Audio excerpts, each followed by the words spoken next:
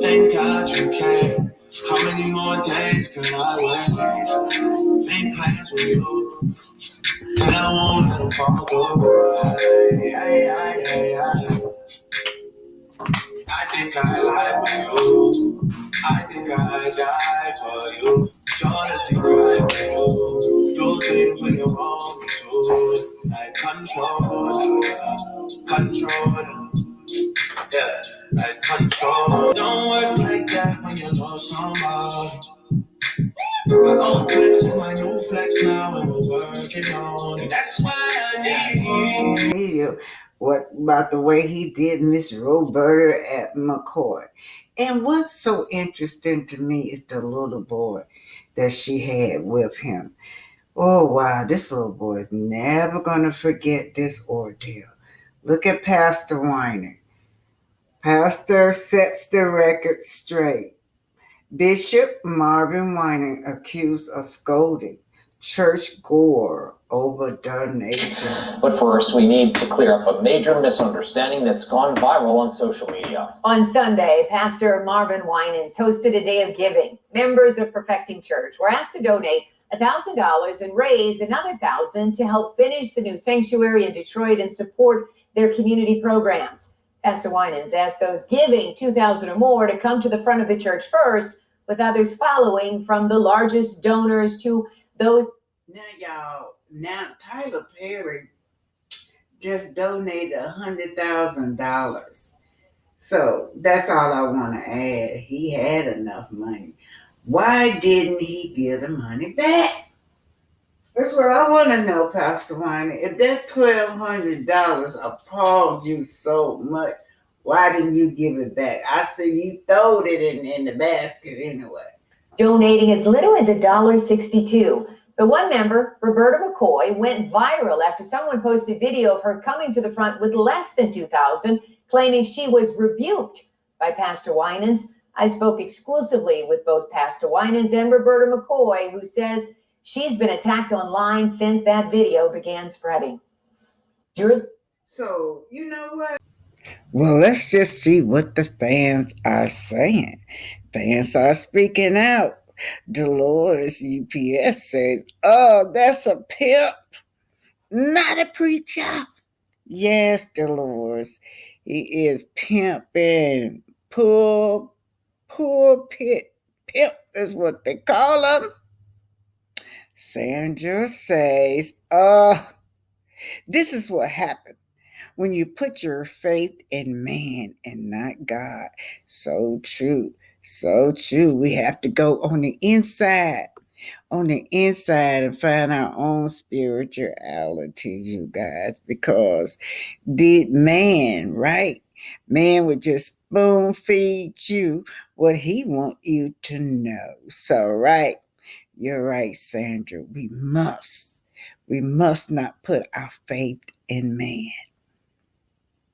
Sultan say he was so disrespectful to her, to Miss Roberta. Yes, he was. Instead of being grateful and thankful what she was able to give. Yes. And let me read that over, because girl, you hit it on. Or Sultan, you hit it on. Sultan Mute, look, he was so disrespectful to her. Instead of being grateful and thankful what she was able to do. Man, you know what I could do with $1,200? Oh, wow. Her name is Roberta McCoy, and then she had a little precious little handsome son with her. Quinn Howard said, people need to put the pressure on him.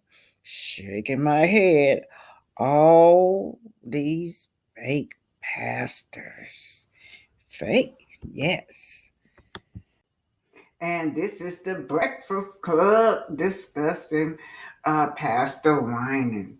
Why did he feel the need to embarrass a young lady by the name of Roberta McCoy?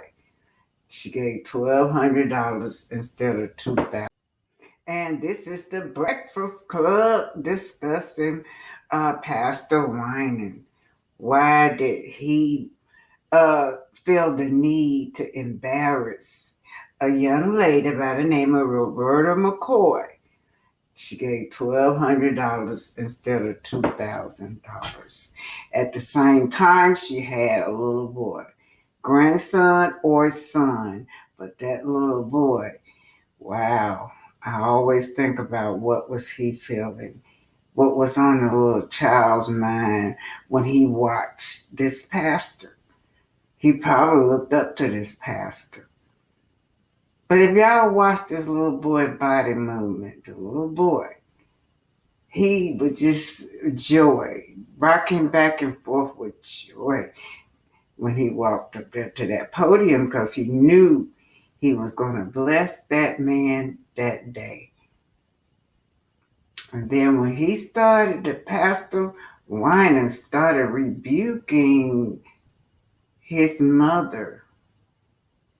He stopped rocking and gave such a serious look at Pastor Winan. That little boy is never going to forget that. But anyway, you guys, here's the Breakfast Club. And in the day of giving, unlike our sacrificial Sunday, I'm asking everyone to give a particular amount. And that amount is $1,000. But we've changed it from just day of giving to day of giving plus one. And what that means is that we want you as a member of Perfecting Church to sow $1,000. But then we want you to get under the burden and ask your coworkers, businesses in your community, people that you do work with, your family, your friends. Treated like she was a rag doll here. With the vision of Perfecting Church of sowing this seed of $1,000 plus $235 and receiving the blessings to come to all that participated. Now that's only $1,200. Yes. Y'all not listening to what I'm saying. If you have I'm so sick of these chicken neck preachers, these pig feet eating preachers, these pig skin eating. Whatever it is, they can donate. I don't think he should put a number on it or line people up and say people with 1,000 go here and people with this go here. That's what it seemed like. Yeah, just let people donate. I guess he's gonna look at it that I was trying to shout them out for giving that money, but like Charlamagne said it shouldn't matter. It should matter what you're giving. If I have this $700 to give and I give $700 and that's my last, you should be grateful. Well, he said, so Fred Hammond, when he came out and defended this, he said organizations and churches raise money for their own all the time. Let them do what they do, basically. Mm-hmm. And this was taken out of context. But Miss Roberta McCoy, who was the woman that you guys heard in the clip, and Pastor Winans, cleared this up with a local news affiliate because she was getting threats and he was getting dragged. Let's take a listen. Why would she get threats? Because she ain't You're the woman in that viral video. Right. He did not rebuke you. He absolutely did not rebuke me. Now, there's a difference. There was a correction because let me clearly state that Pastor gave instruction on the lines to get into. I was calling because the whole church was giving, and it was our day of giving, and the whole church was coming, and we didn't want people standing. Okay, all right, this day of giving.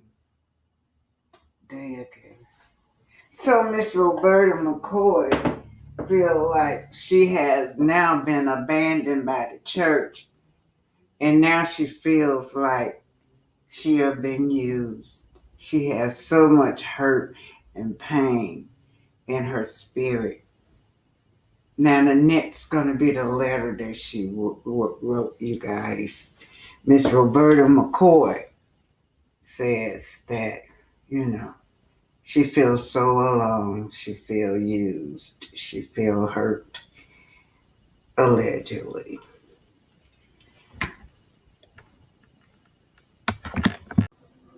This came from Carmen Evans from my Facebook.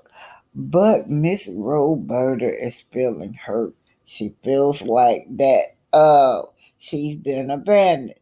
November the 1st at 11:57 a.m., the official statement from Roberta McCoy, the lady for Perfecting, that's the church that Pastor Marvin is over. That was humiliated. My dear friend, this official statement, y'all, from Roberta McCoy. My dear friend, who was my prom date in 1984 Martin Luther King High School, Detroit, Miss Roberta McCoy gave me permission to share her testimony regarding the incident at Perfecting Church, Detroit, and Pastor Marvin Winans. Dear family and close friends, this is so sad, y'all. I didn't get quiet in this. I am shocked, hurt, and just trying to survive. I've been followed, accused of lying. Strange cars were sitting outside my house.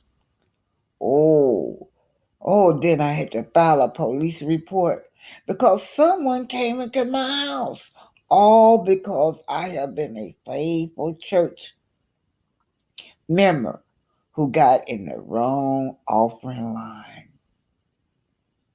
I am a working member in my church. I am out here trying to represent Jesus. I want my name in the Lamb's Book of Life. I want to live a quiet, peaceful Christian life. Not just say I'm a Christian. I'm trying to maintain my integrity even now. Pain caused this hurt. Pain caused this hurt. Deep, deep pain, y'all. This lady's hurting. Pain caused this hurt. Deep, deep pain. Unnecessary church pain. Embarrassing pain. The pain. Embarrassing pain. The pain she's feeling. Sleepless night pain, y'all. Can't sleep at night. Can't go anywhere without people knowing my face and my full government name. Pain. Cyber pain. Mimi's pains. Living in fear. Living with a painful hole in my heart. It's Roberta McCoy. Blessing to you, and may inner peace absorb your soul. This is a Black History Spotlight. This is Author Black Titan. How you guys doing? Well, today's lesson is the elevator. A black man by the name of Mr. Alexander. Mr. Alexander invented the elevator, you guys. What he did was improve the elevator doors. I remember growing up as a little girl that you had to have people to operate the doors. Plenty of people was falling the door. It just really wasn't safe until Brother Alexander came and created the elevators. So now you know that a black man by the name of Mr. Alexander invented the elevators. So this is a Black History. 5. Alexander Miles.